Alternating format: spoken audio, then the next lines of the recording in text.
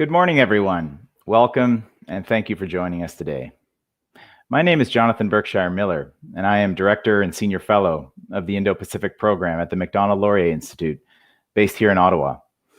It is my great pleasure today to be your moderator, for what I'm sure will be a dynamic and very timely discussion on the challenges faced by several important countries in the region.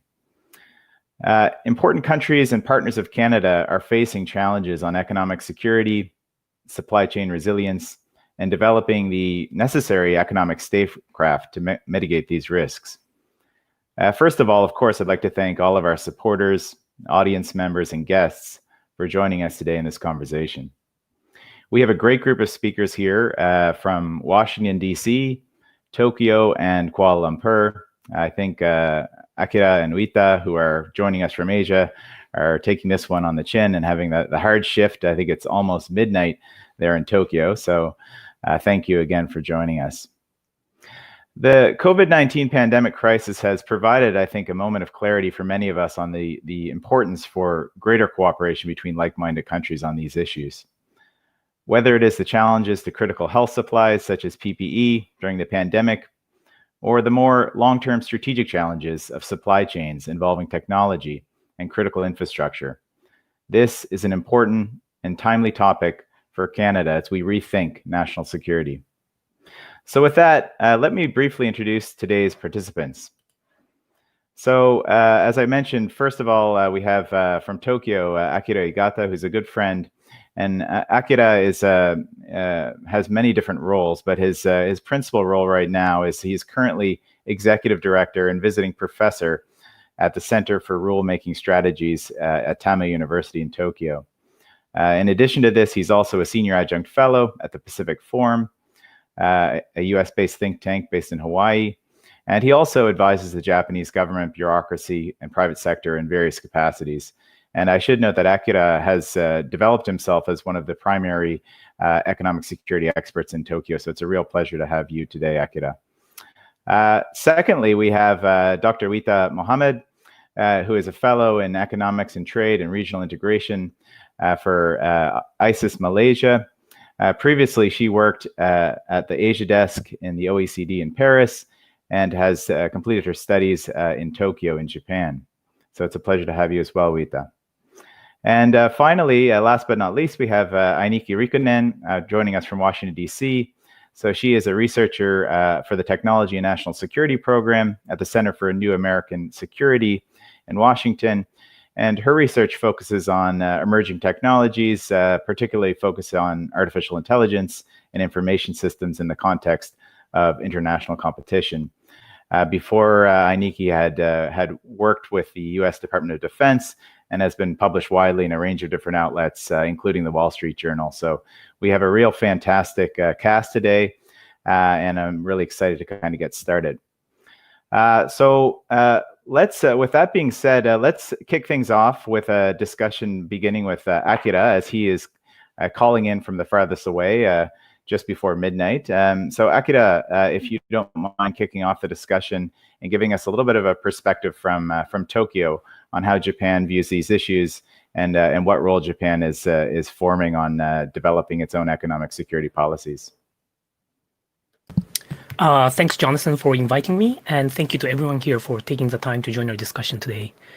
I want to state the caveat that my remarks are made in my private capacity and do not reflect the views of any of the institutions that I am affiliated with.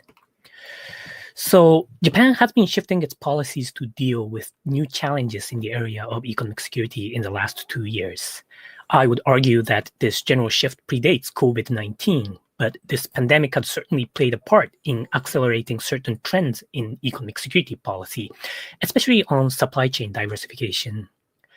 I'm going to go over what kind of new initiatives in the area of economic security has taken place in Japan at the political level, bureaucratic level, and the private sector level. First, there are increasing awareness of economic security at the political level. There is a Diet member group within the ruling Liberal Democratic Party called Rulemaking Strategies Diet Members Group, headed by Akira Amari and Norihiro Nakayama. This group has been instrumental in improving economic statecraft capacity of Japan in various areas, most notably the creation of the Economic Division at the National Security Secretariat last October.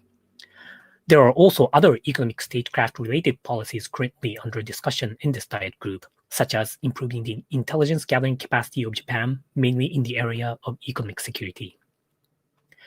There is also another parliamentary group called JPAC, or Japan Parliamentary Alliance on China, which is a group of non-partisan Diet members headed by former Defense Minister Gen Nakatani and the Democratic Party for the People member Shiori Yamao. They are currently advocating for the establishment of a Japanese version of the Magnitsky Act, which allows the government to impose economic sanctions on individuals and groups that have engaged in human rights violations. Other policy proposals in the pipes in JPAC include strengthening human rights due diligence in supply chains and inclusion of embedding the concept of economic statecraft based on human rights into the national security strategy, which is currently under review. Second, the awareness at the bureaucratic level is also heightening. As I mentioned, the Economic Division was created at NSS last October. In conjunction with this move, Ministry of Foreign Affairs has created the Emerging Security Challenges Division, which recently changed its name to Economic Security Policy Division a couple of months ago. As the name suggests, this division focuses on dealing with all issues related to economic security and technology that cannot be handled by other divisions. METI has also created Economic Security Division, and MOD will create a new Economic Security Planning Officer sometime during the next fiscal year. These ministries have worked together with the NSS to push various defensive economic statecraft policies, such as creating new regulations for research subsidies, strengthening export controls and investment screening, securing R&D funding in various emerging technologies, and creating subsidies for diversifying supply chains. There are also plans for the creation of a Japanese version of the RAND corporations, where the primary function would be in identifying emerging technologies that can be utilized for security purposes. Third is the private sector. While the move is still quite slow, Japanese companies are starting to rethink their global strategies. Most notable is the establishment of a corporate economic security division at Mitsubishi Electric last month. While I cannot say the names of individual companies, I can share with you that there are a number of well-known companies in Japan from various critical industrial sectors that are now thinking of improving information gathering and analyzing capacity of economic security issues within the company so that they can reflect these findings on to their corporate strategies. This overall trend would likely stay the same under the Suga administrations. Yes, there has been a little bit of a confusion over the foreign policy direction of Suga administration last week, because Prime Minister Suga used the phrase secure and prosperous Indo-Pacific instead of the long-used free and open Indo-Pacific. Some observers were worried that this signified a substantive change in Suga's new foreign policy, but this has been straightened out during the Diet discussion 2 days ago when Foreign Minister Motegi reiterated that the Japanese government will continue to use the phrase free and open Indo-Pacific and that its foreign policy would stay the same. Lastly, the budget request of the Japanese ministry that was released in the end of September shows that this trend will continue. This includes various policies that will strengthen Japan's economic security policy making, as well as nudging companies to diversify its supply chains. Most notable is the budget appropriation from METI. They have asked for 60 billion yen for supply chain resiliency, including creation of guidelines, raising awareness of CEOs, and human resource development. 315.8 billion yen has been earmarked for promotion of various policies that considers economics and security as a whole. That includes various policy proposals, such as supporting small and medium enterprises and universities to create a better technology control regime, or promoting energy diversification, or finding alternative sources for stable access to critical resources, such as rare earths and rare materials. So this has been the recent developments in Japan, and I'm looking forward to more of our discussion. Thank you. Oh, thank you so much, Akira. That's a lot to digest there. A lot of really important points, and I have numerous questions, but I'll save myself for a later period. I did find very interesting your discussion and clarification on the terming of the secure and prosperous Indo-Pacific. I think I've been noticing that on social media as well. There've been a lot of discussions on whether this was a change of course for Japan. I know the U.S. has also referenced this, and although Free and Open Indo-Pacific, FOIP it's an interesting acronym, and maybe not the greatest sound. I've been also thinking SPIP maybe doesn't sound very good either if we use a secure and prosperous Indo-Pacific. So maybe we can stick to FOIP. That's great, Akira. I'd like to move next to Dr. Juita Mohamad in Kuala Lumpur to give us a little perspective from Southeast Asia and also from Malaysia itself, where she's based. Juita, please. Hello, everyone. A very good evening from Malaysia to the organizer, to the fellow speakers, and also the audience out there. It has been a big, big win for multilateralism here in this part of the world, with increased trade tensions and weakening demands from economies. In the backdrop of the spread of the COVID-19 pandemic, it is on a very happy, I'm very happy to note that multilateralism and regional cooperation still prevails.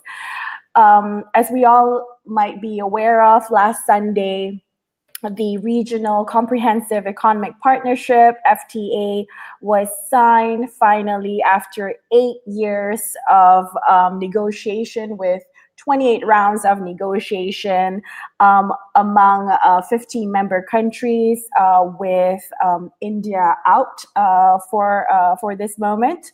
The RCEP is then the second largest mega trade deal to involve the Asia-Pacific region after the CPTPP. So nonetheless, the RCEP will only come into force after 9 different countries, minimum of 6 ASEAN countries and 3 non-ASEAN countries have ratified the agreement. So we may have to wait for about a year or two before countries can enter into force. Altogether, the 15 RCEP member countries have an estimated GDP of US $25.8 trillion. And this is, it accounts for about 29% of the world's GDP. And it also makes up about 30% of the world's population. So to understand how big the RCEP is, it's even larger than the US-Mexico-Canada trade deal. And it is even bigger than the EU and CPTPP combined. So again, with the rise of protectionism and trade tensions in the past few years, the finalization and signing of RCEP was a strong signal by member countries to continue their commitments towards further regional integration and trade reforms in the region, in the Asia-Pacific region. So again, such an effort is very timely to offset the inward-looking policies adopted by certain countries in the region in the midst of curbing the spread of the virus. Yet again, I have to emphasize to move forward with further trade integration, lowering of tariffs is not enough. Non-tariff barriers need to be eliminated, especially in a time of emergencies like we're facing now. It was unfortunate yet inevitable to observe that the spread of the virus across the globe has resulted in countries to close their borders and restrict physical economic activities. And this has led to the disruption of the smooth flow of international trade. So again, this was very clear with the trade in PPE products with RCEP member countries, among RCEP member countries, due to the disruption of value chains for essential products. So, and again, another big win is for APEC. Malaysia is host to APEC this year, and the Prime Minister just closed the chairmanship for this year about like an hour ago. So in terms of APEC cooperation, the Prime Minister highlighted 3 areas that member countries need to work together on, especially when the Bogor goals is about to expire this year. So he mentioned that APEC countries need to look at promoting rule-based international order, strengthening digital economy, and making sure that trade reforms result in inclusive growth, which means leaving no one behind. So at the same time, country members need to affirm the main goals of championing free and open trade and investment, promoting regional economic integration, encouraging economic and technical cooperation, advancing human security, and facilitating a favorable and sustainable business environment. So again, on these objectives, what is crucially needed is a renewed determination among all of us to see through the pandemic and realizing opportunities that are found together and not alone. With these 2 events, multilateralism is far from gone. It is very well alive. Thank you. Oh, thank you so much, Dr. Mohamad. That was excellent remarks. And again, lots to kind of tease out there. I have great interest in your kind of remarks on RCEP, the Regional Comprehensive Economic Partnership, which I think has gotten a lot of press here in Canada as well. And I think I may want to ask a kind of a question to you and also to the others on that and its impact for the region afterwards. But thank you again. And let's move on to our final panelist, Ms. Ainikki Riikonen, who's going to give us a bit of perspective from the U.S. side down in Washington on how the U.S. has been looking at some of these economic security issues and how things might look in the coming months with the new Biden administration, or at least we think it will be a new Biden administration. We're not sure if we follow yesterday's press conference. Certainly always lots of surprises here in Washington. It's kind of an interesting and exciting time to be here. Thank you to the Macdonald-Laurier Institute and Jonathan for hosting. Akira and Juita, it's an honor to be on a panel with you, so thank you. So I can give a little bit of the perspective from Washington, and I think the largest thing I would note is we've seen this really interesting story arc over, I would say, the last 5 years of going from seeing China as an economic opportunity to a major strategic competitor. Simultaneously, the great eye of Sauron, as it were, in the national security space has really shifted from countering violent extremist organizations to great power competition. And we're seeing this play out in the way the U.S. looks at economics and technology in other areas. And the other thing I would note overall is, ironically, we've shifted from this counterterrorism view to looking at major power competition, but the U.S. also seems to have moved, at least in the interim, from having this international coalition approach to more of this ad hoc unilateralism in its foreign policy. I do think there is good news on the horizon. I think the U.S. approach overall to great power competition is maturing, and it'll probably turn back towards allies and partners in the medium to long term. And this is true in economics and technology as well. And so I'll talk a little bit about 5G as sort of a case study in all of this. So in 2018, as I'm sure all of you have been following in the news, there started to be some concerns about Huawei, some early US policy actions. The Department of Defense banned the sale of their handsets on bases. The entire discourse on this company escalated very, very fast. And then in May 2019, the company was added to the entity list. And since then, you've seen the US take a lot of one-off measures against lots of companies. I would say ZTE was sort of the last sort of normal course of action we saw. And then from there, we've had actions against TikTok, WeChat that have come up and down in the news, some other policy measures taken against companies that are engaged in human rights abuses in Xinjiang. But nonetheless, these seem to come and go in waves. And there's been a heavy anti-China rhetoric. And then on the side, you've had the US then appealing to partners and allies on 5G. They say, please ban this company. And again, this really strong rhetoric. I think what's been less covered, but no less important, is that there have been other processes and criteria being established that are not just about China, but are a little bit steadier, maybe not necessarily multilateral, but I think will have more longevity. For instance, the US participation in the Prague proposals, Czechia did a wonderful job of building up some non-technical criteria for assessing cybersecurity risks. For instance, looking at governance models and their impact to supply chains. And so some of these questions are, does the government's governance model in a country allow its private companies to be independent? Are they beholden to the state? And this is kind of a country neutral approach, right? It doesn't necessarily need to apply to just looking at one adversary or competitor, or however it wants to be framed. You can apply it really across the board. Since then, the State Department had set up its Clean Path initiative, initially looking at securing communications coming in and out of diplomatic facilities, but since has expanded it to the Clean Network initiative. And again, I think this is really interesting. If you go and look on the State Department's page and you scroll down, China, communists, it comes up repeatedly. But if you actually go into the criteria, again, they've worked with think tanks here in Washington to develop these country neutral criteria for looking at different countries and different vendors, and then starting to proliferate these models. And I think what we can learn from here is that I think competition with China, this competitive approach that the US has, is not going to go away anytime soon. I don't think that the US government is going to soften its approach, but I think the narrative and the packaging will change very dramatically as we get hopefully, and I anticipate, a new Biden-Harris administration. As was mentioned, there's been discourse about what does it mean to have a secure and prosperous Indo-Pacific. So I think we'll see the shift sort of from the negative agenda of, keeping out states that might not have everyone's best interest in mind, to having this more positive agenda, and working a little bit more with partners and allies from the beginning, rather than having these ad hoc policy measures and then developing criteria and then trying to bring people on board. I think the ordering will ultimately start to shift. I'm personally a little bit optimistic in terms of having more multilateralism in our technology policy. I think areas where this will help is better scanning of the horizon for risks. The 5G issue shouldn't have come up so abruptly, right? Someone could have seen this coming and shared that information.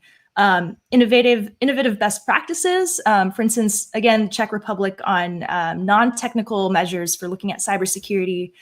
Japan has had a great approach looking at open interfaces for 5G networks, which kind of frees up the way you can assess your supply chains. Modularity means you can bring in different vendors with different kinds of equipment, and they'll work together. So you're not locked into one particular company.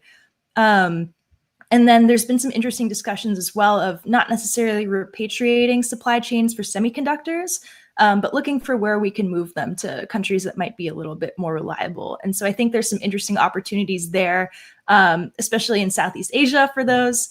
But I think for all partners and allies of the US, the conversation on China, while sort of distracting, did open the door to think about what does supply chain security look like. And I think there's going to be benefits for a lot of different states for this. Thank you.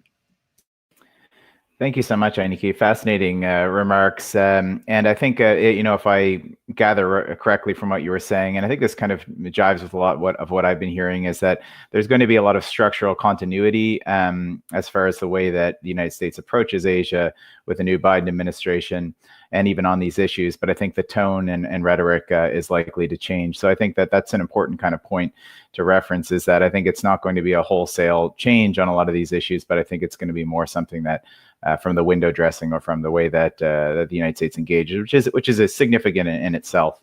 And I think your points on 5G are very interesting. I think that will be something that interests our audience as well. As you, I'm sure you're aware, Canada has not officially yet made a decision on 5G, although just recently this week, the opposition parties passed a motion requiring in Parliament, requiring the government to make a decision within 30 days on Huawei's potential role in our next generation 5G networks.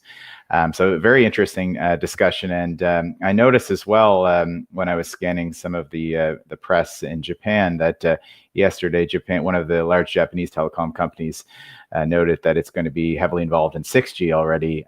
So that's another discussion to potentially have later on. So an excellent set of remarks from everyone, from the different perspectives from the US, from Malaysia, and from Japan. Before kind of getting into some of the moderated questions, one very quick follow-up that I wanted to have, and I think this is really timely and important, following on Juita's remarks on RCEP, because I think this is an important agreement to kind of understand, number one, what it is and what it isn't, and what impacts it might have for the three kind of regions represented here, but also potentially for Canada. First of all, my sense, and again, maybe I'm wrong in this, Juita, I'd love for you to kind of correct me or give some more clarification, but I think there's been a dominant narrative in the press and the media that this is sort of a China-dominated or a China-focused deal. But my sense is that this was originated in ASEAN, very much similar to the TPP. And I think the big winners in RCEP really are the countries in ASEAN, Australia as well, and frankly in Japan as well, who is involved now in two of those major deals, the TPP 11 and RCEP.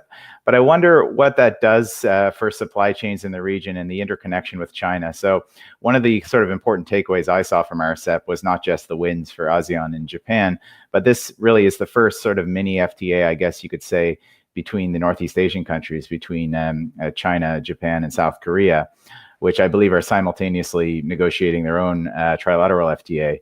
So I'm wondering if you feel this will have any large change in the direction of supply chains vis-a-vis China and Northeast Asia. If you have any comments on that, or Akira or Ainikki, welcome your comments as well. So maybe I'll start with Juita. Thank you for that excellent question, a very tough question.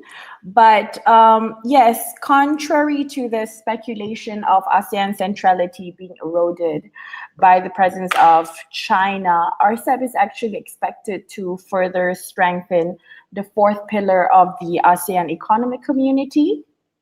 And just to highlight the relationship between China and ASEAN, even before the pandemic, China has been one of ASEAN's biggest trading partner.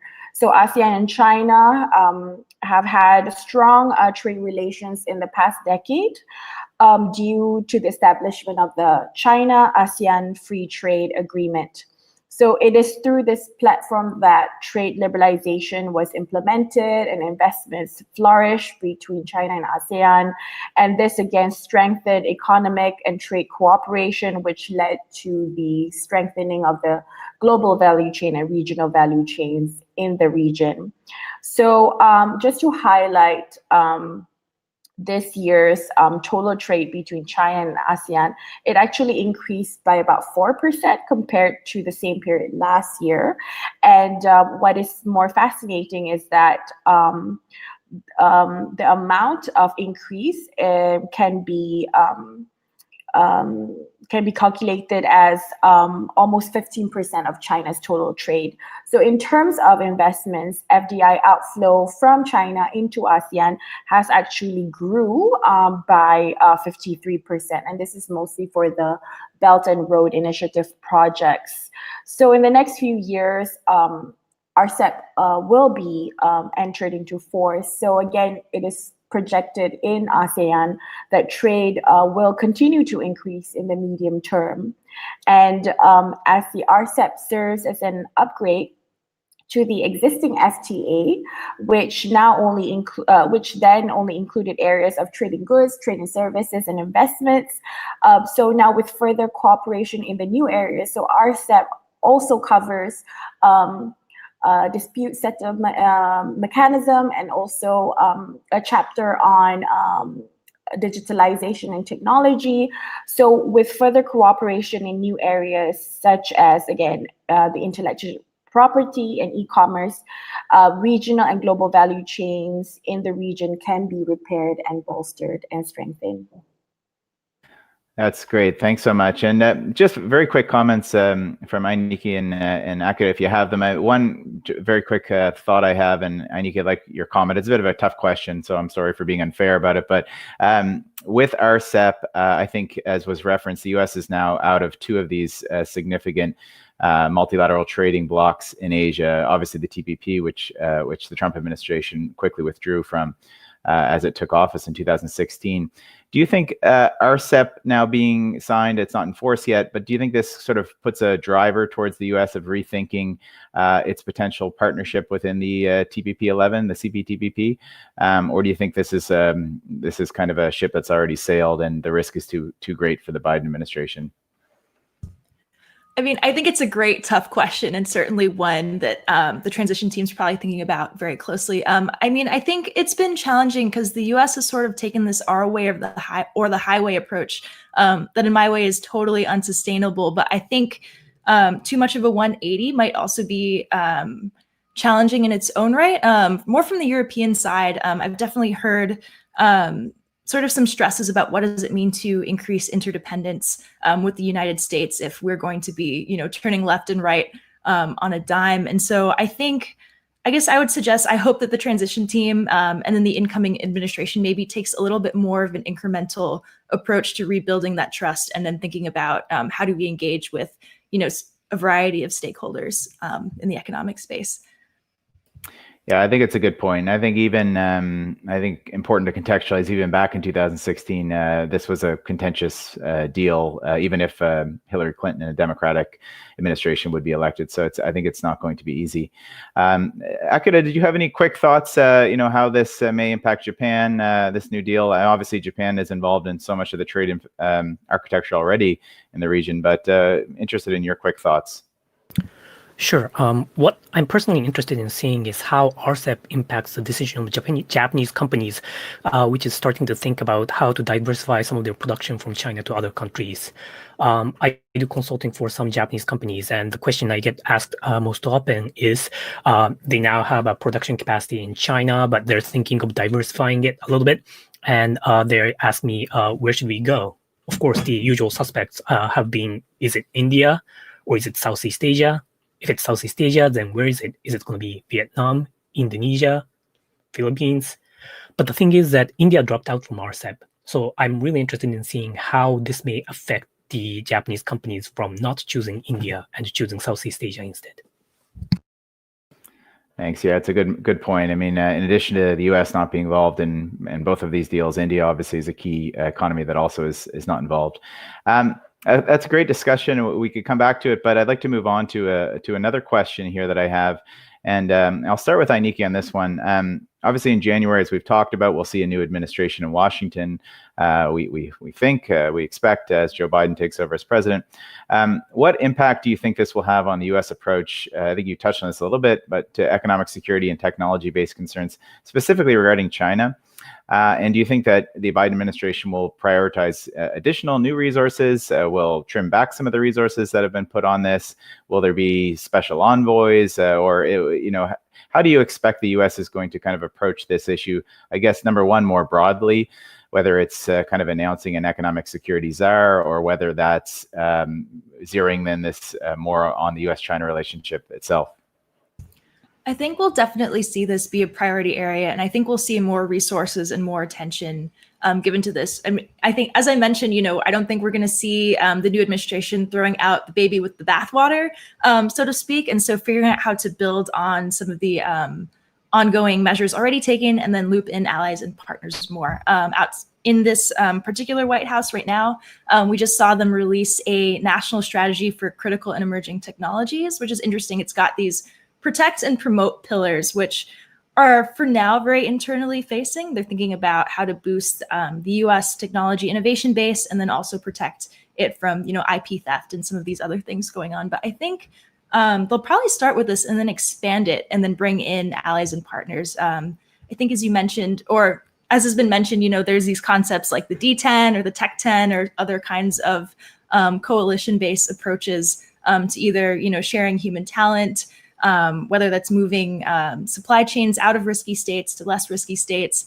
And, I think we've also seen that it's hard for an administration to say we're going to ban something or cut something off without then also offering some kind of alternative, right? If you cut off all your trade deals, if you say you can't do business with certain companies, it's disruptive. And I think there's an interesting place for the US government to then, be more proactive. there certainly is an interesting opportunity for the U.S. government to engage with partners and allies, to see how we can best pool our resources and really have that, again, shared prosperity and shared security as well. Thanks so much, Ainikki. I think that's very helpful and kind of gives us a really a solid perspective on what might happen in January. Very quick, Akira and Juita, I mean, if you have quick thoughts just for about a minute each on how you are thinking about this new administration, particularly on these kind of economic security issues, how that may impact your respective countries and how you think they may react. So maybe I'll start with Akira and then Juita. Sure. So I think that the new Biden administration will continue with the general direction that Trump administration has taken in terms of both China policy and economic security policies. And this belief comes from the personnel. Biden-Harris team has recently announced his transition team, which is in charge of deciding who should be the political appointee for each of the different parts of the government. There are numerous members of this team who has been working on the issue of economic security. And most notable from my point of view is the members appointed from the US think tank CNAS, or Center for New American Security, which of course is a member of the panel today. They have been doing a lot of good work on economic security issues such as economic statecraft, technology transfers, and energy security. For instance, Peter Harrell is an adjunct senior fellow at CNAS, and he is in the Defense Department transition team. He's an expert on U.S. economic statecraft and has written extensively on economic sanctions, Chinese economic coercion, and export control policies. In the Department of Finance team is Elizabeth Rosenberg, who is the director of the Energy, Economics, and Security Program, and she specializes in financial and energy sanctions. There's also Eli Ratner, Executive Vice President of CNAS, who's an expert on US-China relations and Asia in general. So I'm quite confident that this roster of China and economic security experts in the Biden transition team will result in a policy that would be a continuation of the Trump administration. Well, thank you, Akira. And obviously, you've done your homework, and it just underscores the point that we're so lucky to have Ainikki here from CNAS as well, from that program. Juita, can I just ask you for some brief thoughts, if you have any, on the upcoming administration in Washington and how folks in Southeast Asia are thinking about this? We welcome the change. It will be a refreshing change from the Trump administration, but we're also looking forward to the US being a part of the CPTPP. I wonder if Biden will start renegotiating the CPTPP or upgrade it to TPP, the original TPP. So we look forward to that. Excellent. That's great. Thank you. Can I just ask a second question here, abusing the privilege of the moderator? So sort of building on that last point about the change of administration in Washington, how do you see discussions on economic security issues taking place in the coming months in the Indo-Pacific? Will these discussions take place, do you think? There was reference, I think, a little bit to the quadrilateral dialogue, but I like to kind of bring that up again. The Quad is a grouping, a sort of a loose grouping now involving Japan, the US, India, and Australia, and just recently met in Tokyo at the foreign minister level. Is there a place to continue discussing and elevate the discussions on economic securities in that framework? Or do you think that it's more impactful to have this in a larger, more inclusive tent, something I think Ainikki mentioned as the D10, a grouping of democracies that interestingly could involve countries like Canada, or maybe other forms such as the G7, or ways to involve ASEAN as well. So, is there, what sort of forms, or are there a multitude of forms that you think will involve these issues in the coming months?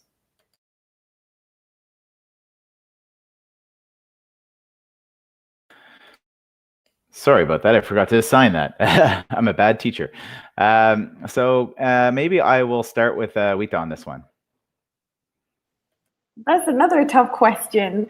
I don't know if India prioritizes at this point trade reforms or trade liberalization or even regional cooperation agenda.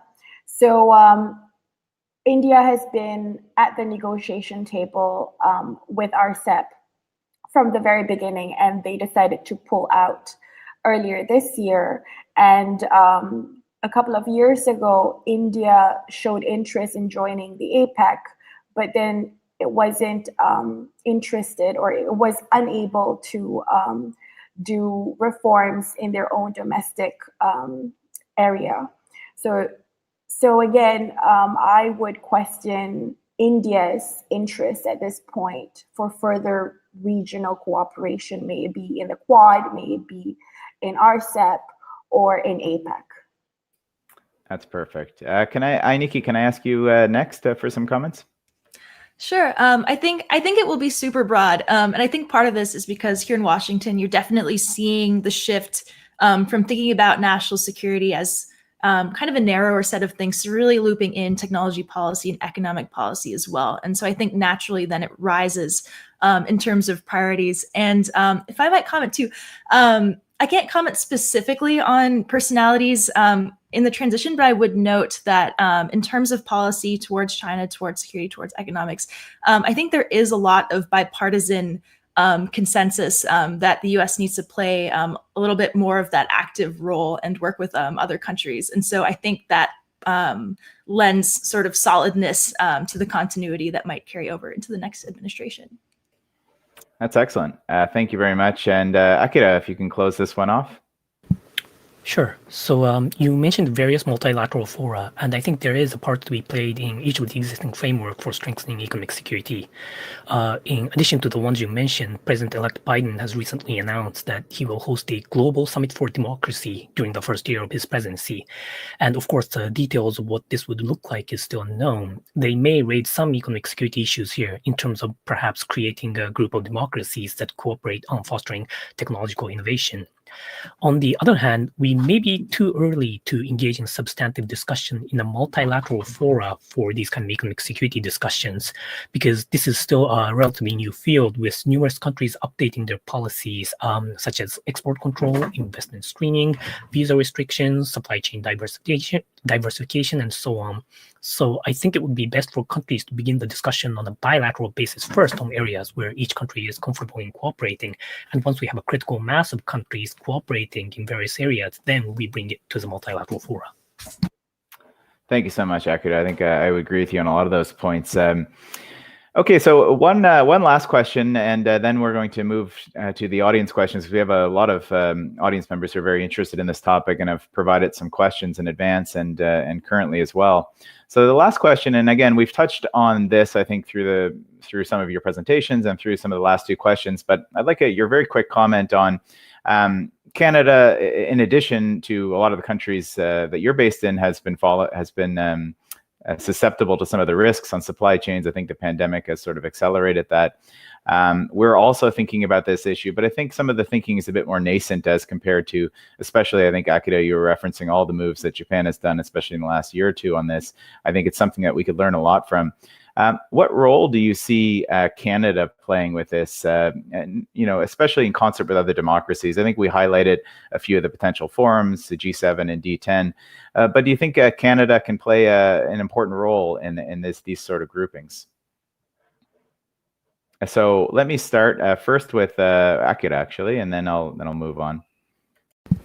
Sure. So I want to answer this in a bit of detail because I think this is a critical question.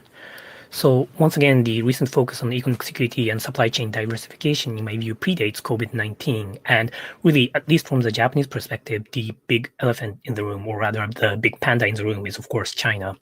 I think that this is natural given both the growing economic presence of China, as well as their increasing use of economic statecraft towards countries that criticize this Chinese actions, most recently seeing in terms of China's policies towards Australia.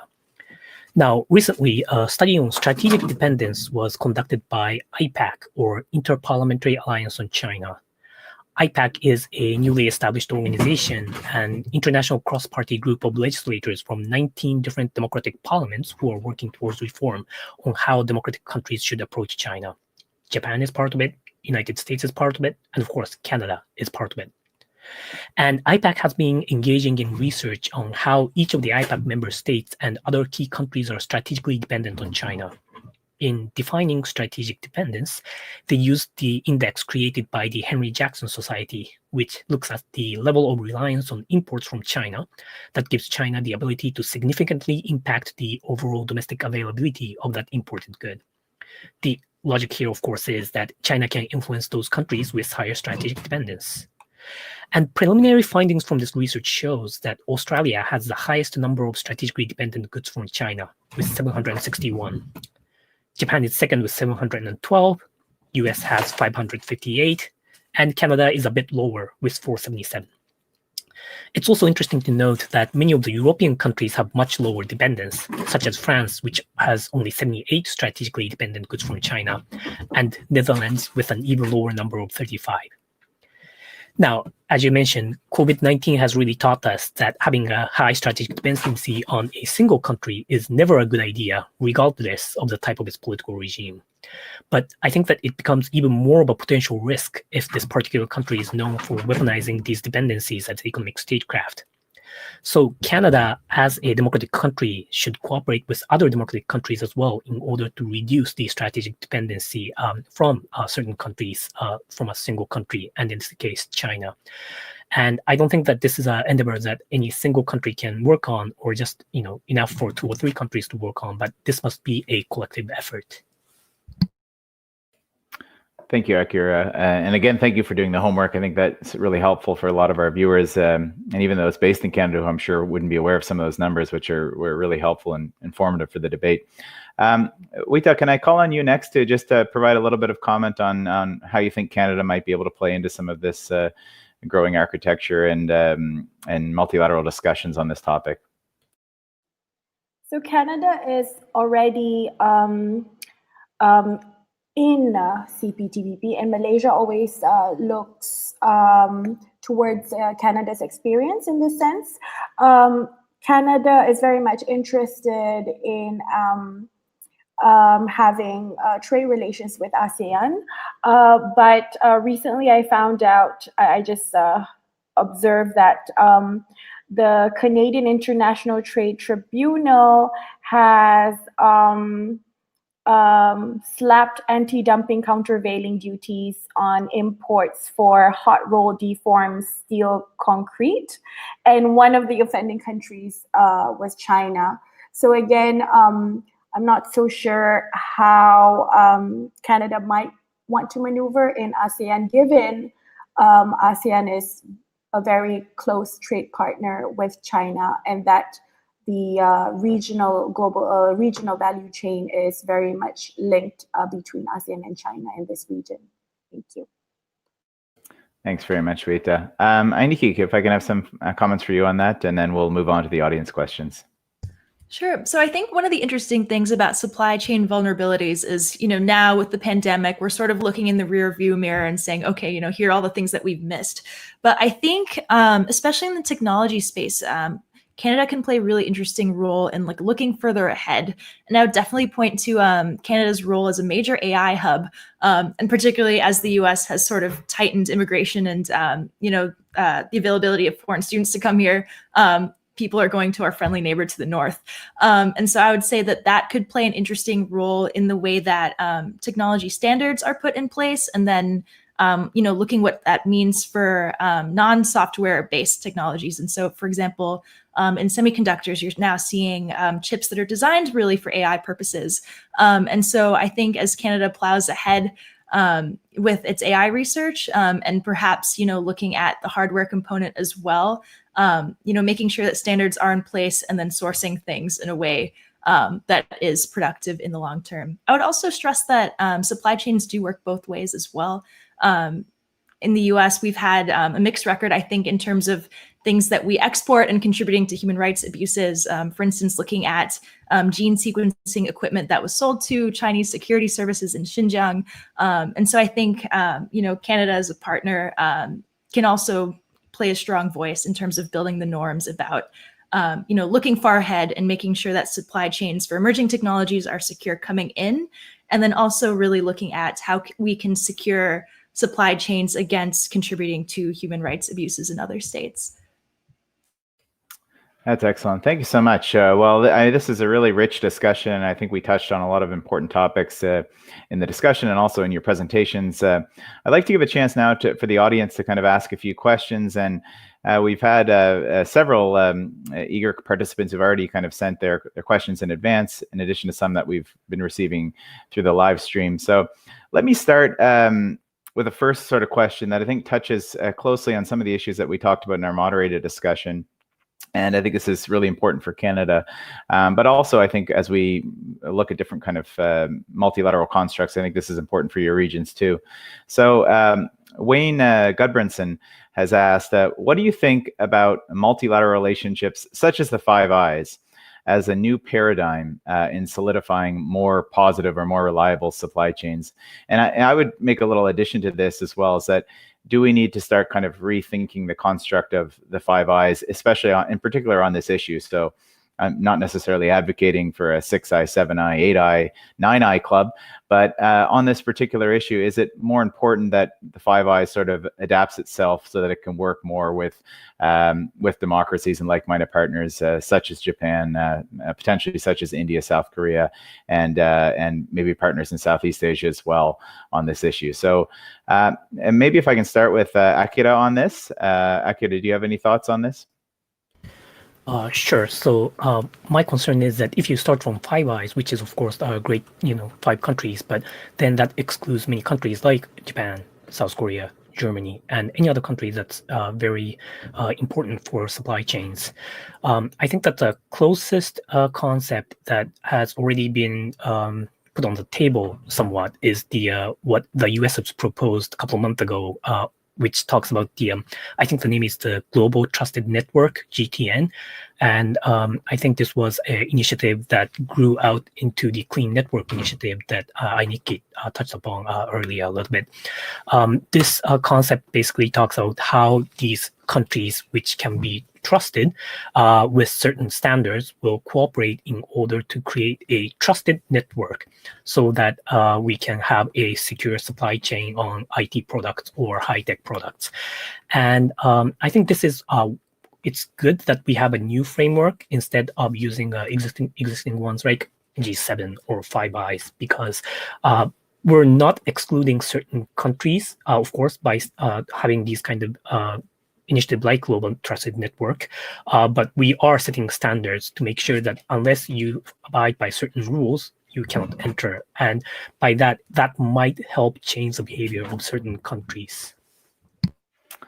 Thanks so much, Akira. Ainikki, can I have some thoughts for you on this, on the Five Eyes potential role in this on this issue? I definitely agree with Akira. It's not broad enough to do all the work, and certainly it would exclude too many important countries for the conversation. But I think there are kind of 2 interesting roles for it to play. And one, as I mentioned, here in Washington, you're definitely seeing the national security and the economics conversations merging. And so I think the Five Eyes will play a role in that capacity to some degree. The other one is, I mentioned before that, you can look ahead and assess vulnerabilities up front. But I think in its capacity traditionally as being an intelligence sharing body, it would be important for the Five Eyes to give warnings about emerging disruptions to supply chains. Here in the US, I think the IC had flagged that a pandemic was coming, and unfortunately, we did not have a particularly strong policy response. But in its traditional case or traditional role as someone that shares information and gives advanced warning, I think looking at supply chains should be an area that they should be monitoring. And then from there, the 5 governments can work together to mitigate those, and then perhaps from there work their way outward. Excellent. Thanks, Ainikki. Juita, do you have any thoughts on this question? Well, I've never seen before an intelligence alliance coming together to form a trade deal. Maybe this could happen in the future, but again, with countries listed, Australia, Canada, New Zealand, the UK, and the US, it seems that if that were to happen, then maybe the aim is to shift the supply chain to another location. I don't know if that's feasible, but due to the pandemic, I think there are talks about diversifying regional and also different global value chains all around the world to survive incoming pandemics in the future. Thanks. Yeah, that's a helpful comment. And I think one of the things to think about when we look at this kind of question too, I think you all referenced quite aptly about how I think the Five Eyes itself may not be the right construct, but I think it's important to look internally at a lot of these countries too. So it's not only on the multilateral side, but internally, I think a lot of the bureaucracies are not quite yet set up in a cohesive way to kind of deal with this challenge. So you still have the silo effect. I think Akira talked very well about how Japan is trying in many ways, whether through the National Security Council and the National Security Secretariat in Japan, to sort of erode some of these silos and kind of create a more cohesive strategy on this. But I think this is a fundamental challenge for a lot of countries. And I think for Canada, as we look at dealing with this as well, this is going to be something that we have to think about, because right now this portfolio goes over so many different ministries and agencies that how do we work together in a unified way to kind of approach this? So very good answers. If I can ask for the next question. So we have a question here from Ron. And he has asked, while it is clear that essential goods and services need to be brought home from authoritarian regimes, it is not also clear that it needs to be brought home from democratic countries. The USA and other democracies have also restricted exports and initiated import buying price wars and trade wars. So I think, I think the heart of what Ron's trying to get at is that some of the challenges that we've been facing have been from our shared ally and Canada's only neighbor, the United States, in addition to the concerns I think that a lot of you have raised about China. So kind of trying to balance this as we develop our own economic security policy. So maybe this is, I don't know if this is a moot point with the Biden administration, because I think, as Ainikki mentioned, I don't think everything's going to change overnight. But how do we deal with this challenge of how the U.S. has been approaching trade issues, in addition to the structural challenges that China obviously poses on these issues? If I can start with Ainikki, and then I'll move on.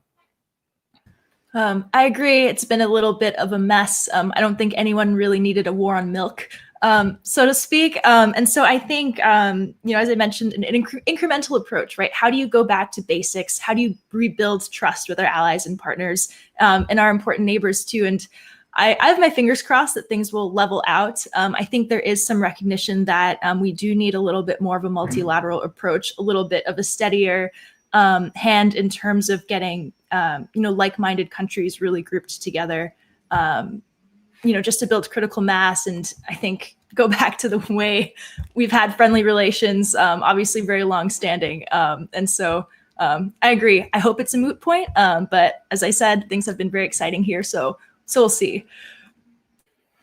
Okay, thanks so very much, Ainikki. Akira, if I can ask your perspective. Obviously, the U.S. so critical to Japan as its only treaty ally, but your largest trading partner and sometimes challenging neighbor is China. How is Japan sort of thinking about this issue?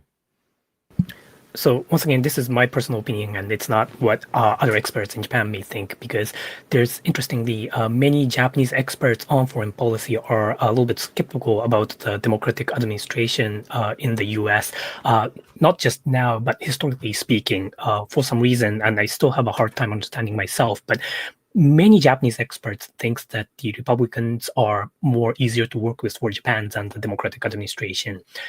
Having that said, my personal view is that that's probably not the case, and that I think that the Biden's policies will change. And of course, in terms of predictability of policies, Biden would be much easier to deal with for Japan.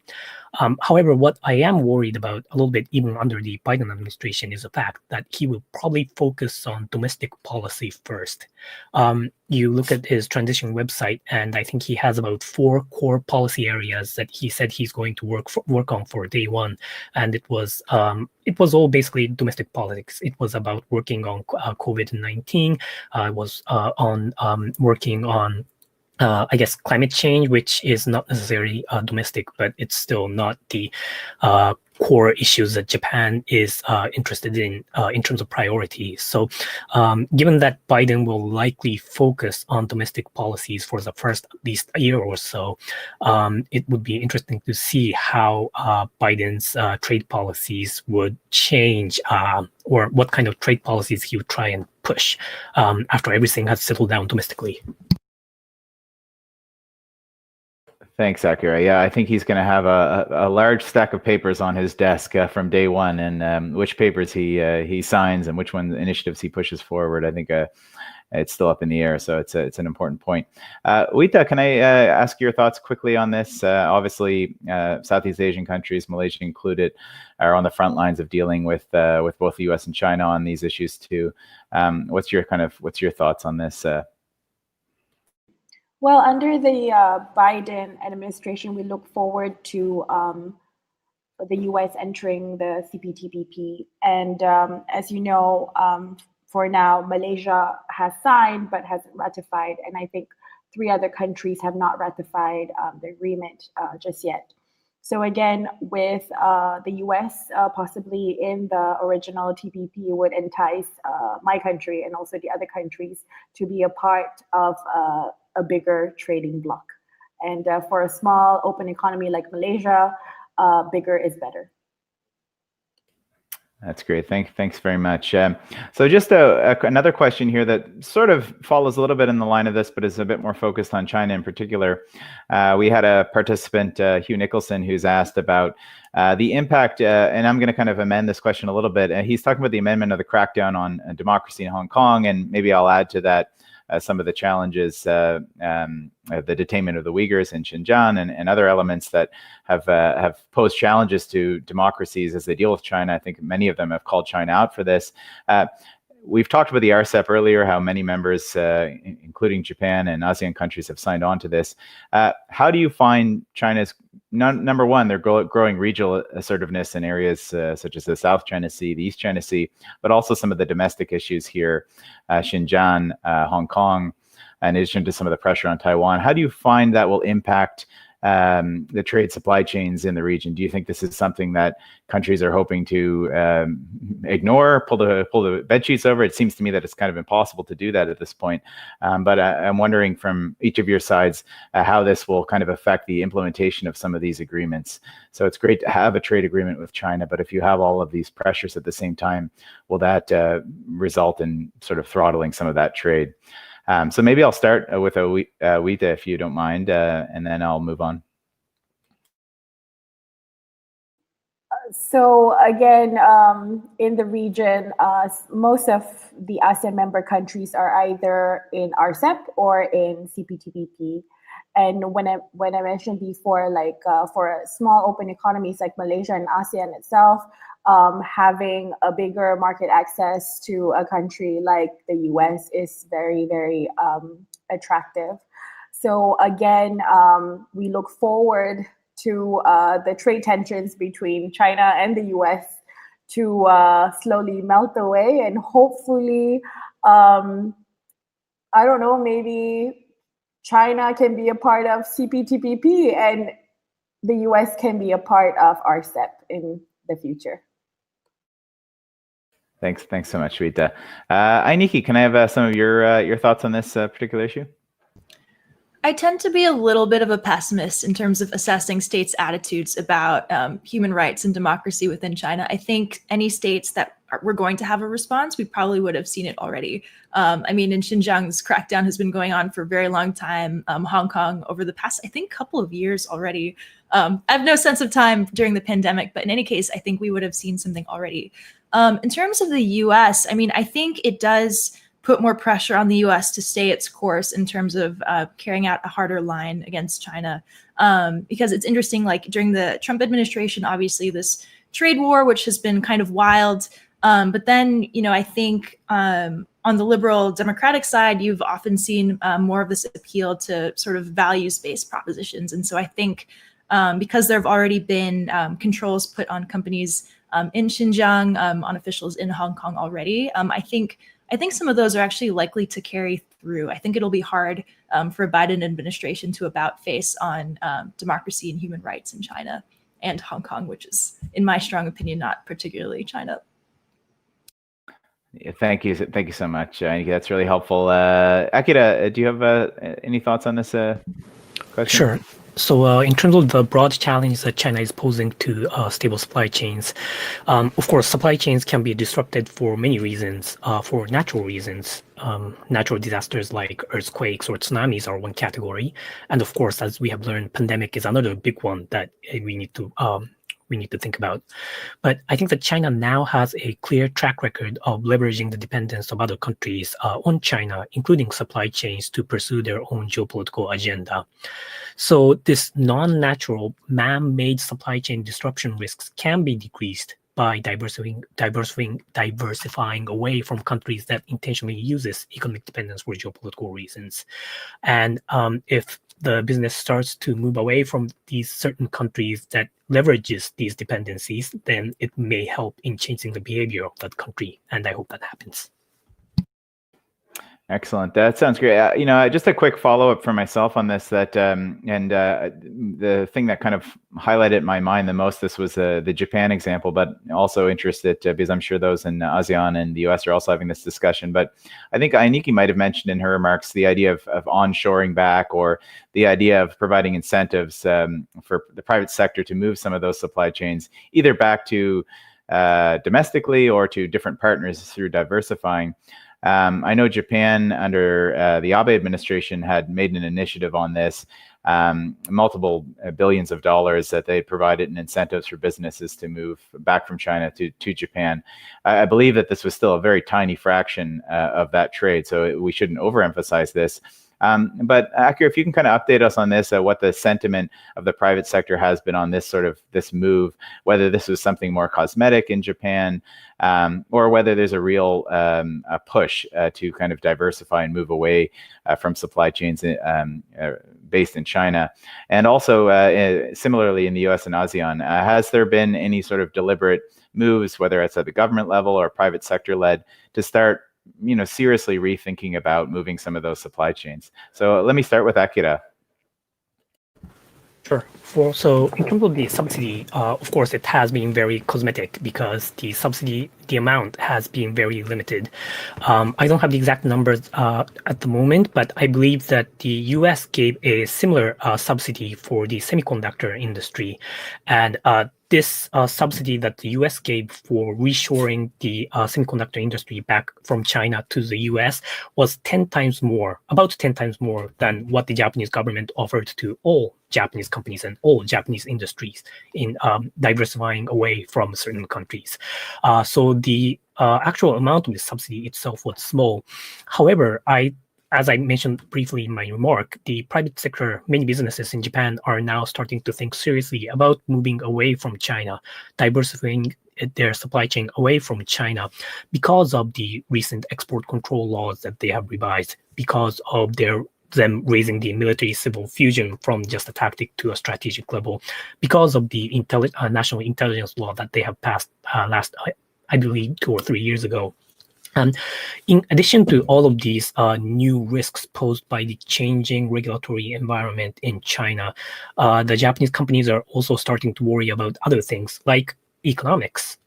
The labor cost is rising, the land costs are rising. So perhaps it makes economical sense to diversify away. There's also the issue of human rights. For instance, Uniqlo and Muji has been criticized by the media because they were using cotton from Xinjiang. The Australian Strategic Policy Institute have recently published a report talking about how about 80 or 90 global companies are using supply chain in Xinjiang, which may be using forced labors of Uyghurs. And there were 11 big Japanese companies on this list, and now they have to pay the reputational cost of potentially indirectly helping the forced laborers in Uyghur. So they are indirectly engaging in human rights violations. So there's reputational cost, there's the economic logic, and then there's the other geopolitical risks associated with, once again, countries intentionally using these dependencies for their own geopolitical reasons. So the companies are not diversifying away from China because of subsidy. They are not doing so because of just one reason, but because of all of these different reasons, they are now starting to think that perhaps it might be time for them to move elsewhere. Excellent. Thanks, Akira. That's really helpful insight and context on that. Juita, can I ask your thoughts on this question? Well, I'm very surprised by Akira's remarks of the many forms of protectionist measures that have been introduced by Japan in the past and in recent months on subsidies and whatnot. But again, when it comes to RCEP, we have around 2 years to ratify the agreement. And when this is done, any sort of protectionist measures that are unjustified, namely the non-tariff measures and also the non-tariff barriers, would need to be eliminated, because if protectionist measures continue to increase in the backdrop of drastic reduction of tariff rates, then business communities can file a complaint against the government in charge through the dispute settlement mechanism. So I don't know how the Japanese government will be able to do this, but it would be interesting to see other countries ratifying it and how fast they can do it for RCEP. Excellent. Thank you, Juita.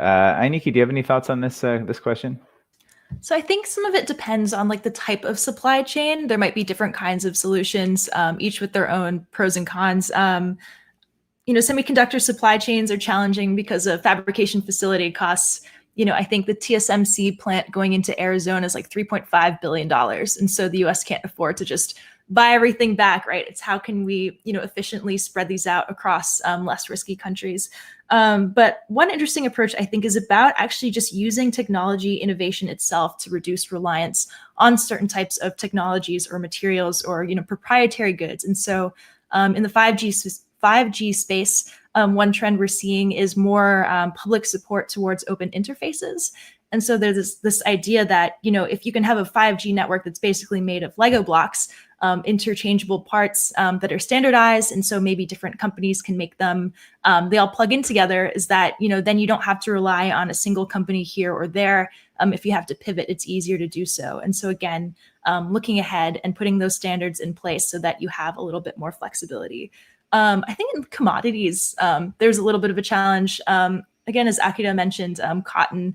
I think, the US put in measures against the Xinjiang Production and Construction Corps, but implementation has been slow rolled a little bit by a lot of clothing companies that are finding it challenging to really replace, just the plant, right? And so I think, looking ahead, we'll see kind of a different basket of approaches to address different kinds of issues. And so I think it's not just about working with different countries and getting the right mix of them, but also having the right mix of approaches and being really innovative.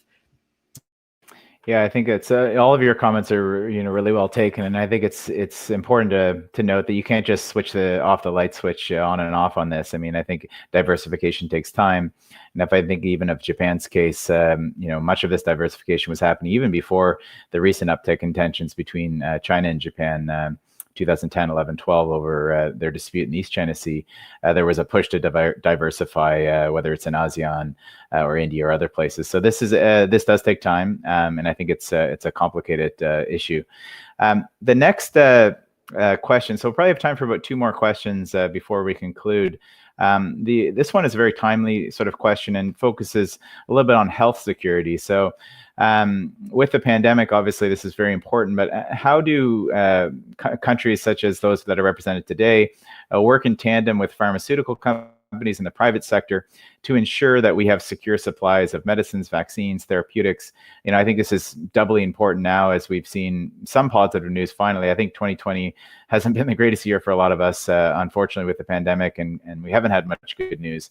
But finally, we're starting to see good news trickling in from some of the vaccine developers about the effectiveness of vaccines. I think we've seen that with Pfizer and Moderna and a few other companies in the US. But the next stage and the most important stage is implementation, distribution, and that's going to have to be done collaboratively with foreign governments. So how do you see this kind of cooperation working in order to ensure secure supply chains? So maybe Ainikki, if I start with you, if that's okay. I would echo your earlier comment that you can't just, do things immediately or on a dime. And so I think, honestly, just good strategic and contingency planning is really important. As we've seen with the pandemic, if the government is sort of slow to get its plans together, or in our case, throughout the previous administration's plan and build one up from scratch, that lag time really counts. And I think some of it, too, is looking at different capabilities you have that are not necessarily purpose-built. And so this is slightly outside of medications, but for instance, here in Washington, D.C., a number of distilleries started creating hand sanitizer. In France, I think you saw, perfume and cosmetic companies doing similarly. And so I think at some point you also have to inventory what are your parallel capabilities that can repurpose in the case of emergency. I think stockpiling is not necessarily the answer. I think moving all of your supply chains in the case of the one contingency might also not totally be the answer, but I think there are some interesting alternatives. Again, if you can plan ahead, think creatively, and try to have the most flexible manufacturing capabilities you can. Excellent, thank you. Akira, do you have some thoughts on this point? Just a quick one on the vaccines. I have been in these kind of discussions on economic security cooperation with in different webinars with different countries' experts. But one idea I heard recently is that perhaps US can weaponize the vaccines. Since US has created its first vaccine for COVID-19, US is going to give it to its allies first, then to its partners. And they won't give it to certain countries with different opinions. And I hope that the US administration doesn't do this because this, I think, goes over the line of humanitarian reasons. So that's just my 2 cents, if you will. Okay, thanks, Akira. Yeah, and I should note, I think there's going to be layers of different vaccines. As we already noted, the Russians came out very quickly with the Sputnik vaccine. I don't know how they developed it or not, or how they were able to test this for regulatory purposes. But this is another interesting challenge going forward as travel begins to resume, is whose vaccine matters, when it comes to authorizing travel and quarantines. I think that's another interesting question that governments are going to have to work together on. Juita, do you have any thoughts on this question? The Prime Minister of Malaysia today, in his closing remarks, asked APEC country members to work together in distributing available, when the vaccine is available, to work together to disseminate it to not just the developed countries, but also the developing countries. Another progress, if you will, is that for smaller countries like Malaysia, we do not have the resources to invest in developing vaccines, may it be our own vaccines or partnering up with other companies not based in Malaysia. So we don't have the capacity like the US does. But I think a few weeks ago, we managed to get an agreement with China so that when the vaccine from China is developed, then we will be one of the first countries to receive it. So again, this is a very big issue in Malaysia, but there are talks among APEC member countries to disseminate available vaccines to all member countries.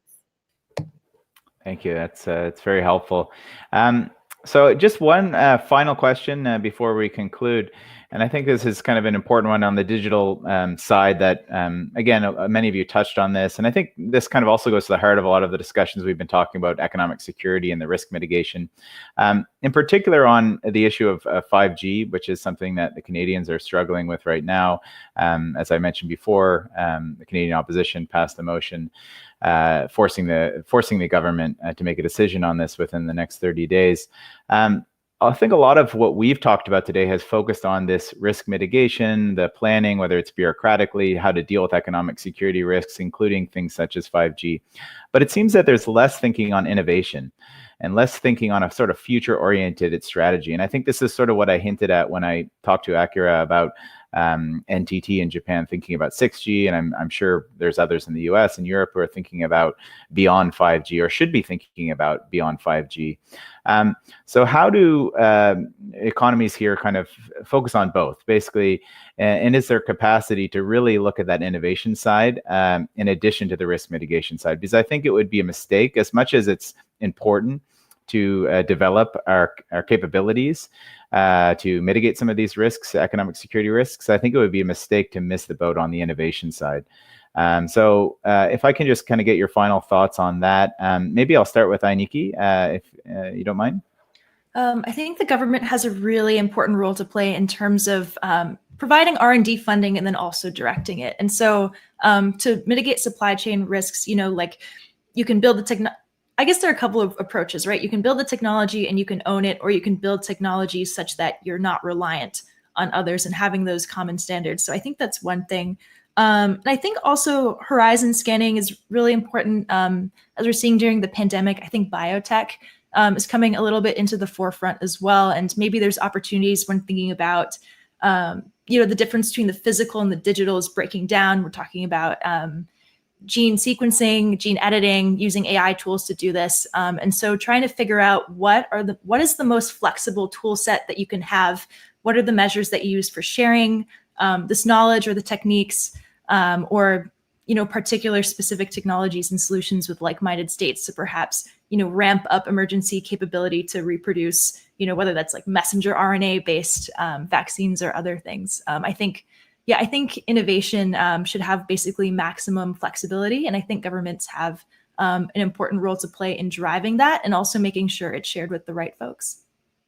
I think that's a good point. And I think that what we'll likely see, and I welcome comments from Akira and Juita on this as well, is a lot more. I think it's going to necessitate multilateral cooperations by a number of the nations here. I think it's going to take consortiums rather than necessarily one company and one country. I think it's going to take like-minded countries in order to create those and sustain those secure supply chains on these issues. So very good points.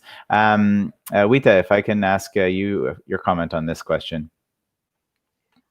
I don't want to sound like a pro-China, compared to the other speakers, I think I'm the most pro-China, but I'm not a pro-China person. It's just the government's policies that is very pro-China. So when it comes to 5G technology, Malaysia has opened up its doors for Huawei to develop the 5G technology here. But what is lacking is our cybersecurity strategy. So we are now still working with local agencies on how to develop an SOP or a discipline to